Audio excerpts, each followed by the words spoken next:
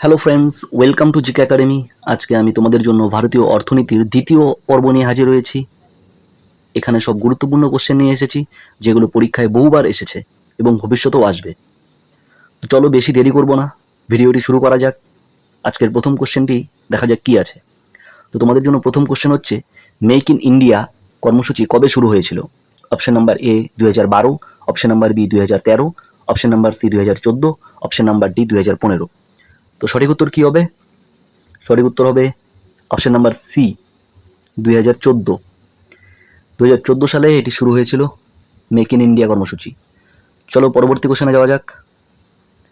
ভারতে প্রথমবার কোন বছর ব্যাংক জাতীয়করণ হয়েছিল? তো খুবই ইম্পর্টেন্ট কোশ্চেন, বহু পরীক্ষায় এসেছে এই কোশ্চেনটি।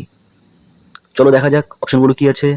Option A 1955, option B 1969, option C 1980, option D 1991। তো সঠিক উত্তর কি হবে? Option B 1969।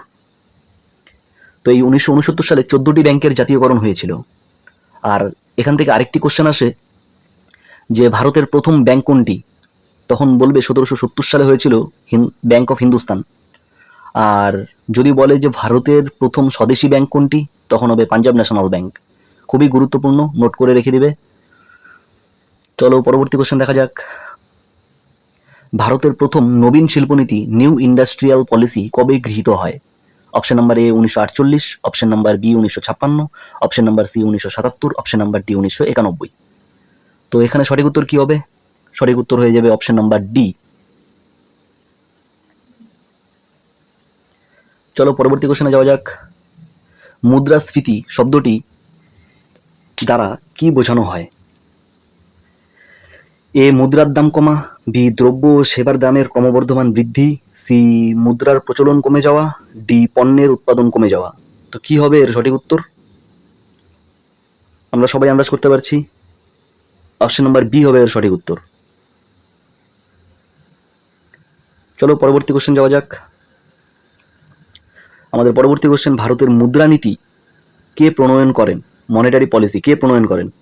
এ কেন্দ্রীয় সরকার, বি অর্থমন্ত্রক, সি নীতি আয়োগ, ডি ভারতীয় রিজার্ভ ব্যাংক। তো সঠিক উত্তর কি হবে? অপশন নাম্বার ডি ভারতীয় রিজার্ভ ব্যাংক। চলো পরবর্তী কোশ্চেন যাওয়া যাক। ভারত সরকার উজ্জ্বলা যোজনা চালু করেছে কোন খাতের জন্য? খুবই গুরুত্বপূর্ণ কোশ্চেন। অপশন এ শিক্ষা খাত, অপশন বি কৃষি খাত, অপশন সি পরিষ্কার জ্বালানি খাত, অপশন ডি স্বাস্থ্য খাত। তো সঠিক উত্তর কি হবে? অপশন নাম্বার সি হয়ে যাবে এর সঠিক উত্তর। চলো পরবর্তী কোশ্চেন দেখা যাক। কোন মডেলটি ভারতের প্রথম পঞ্চবার্ষিকী পরিকল্পনার অনুসরণ করা হয়েছিল? A Harrod Domar model, B Mahalanobis model, C Solow model, D Keynesian model. তো কি হবে এর সঠিক উত্তর? A Harrod Domar model. এই কোশ্চেনটিও পরীক্ষায় বহুবার আসে, খুবই ইম্পর্টেন্ট কোশ্চেন।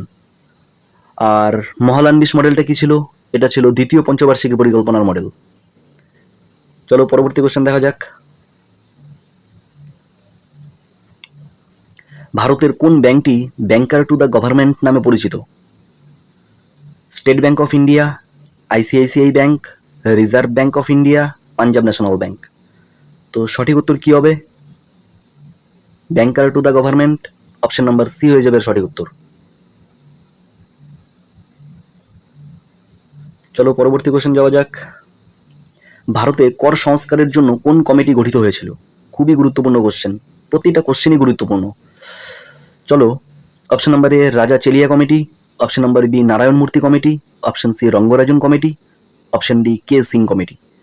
তো এখানে সঠিক উত্তরটি হবে এ রাজা চেলিয়া কমিটি। কর সংস্কারের জন্য এটা জড়িত ছিল। চলো পরবর্তী কোশ্চেন। ভারতীয় অর্থনীতিতে এমএসএমই শব্দটি কি বোঝায়? Option number A micro small and medium enterprises, option number B macro small and medium enterprises, option number C micro service and marketing enterprises, option number D ministry of small and medium exports. তো এখানে সঠিক উত্তরটি কি হবে?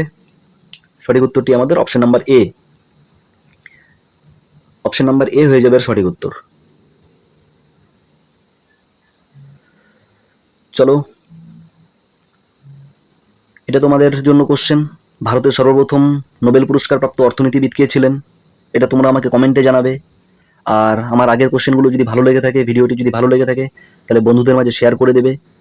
বেশি বেশি করে share করো, লাইক করো এবং কমেন্ট করো, যাতে আমি তোমাদের জন্য নতুন ভিডিও নিয়ে আসতে পারি আরও।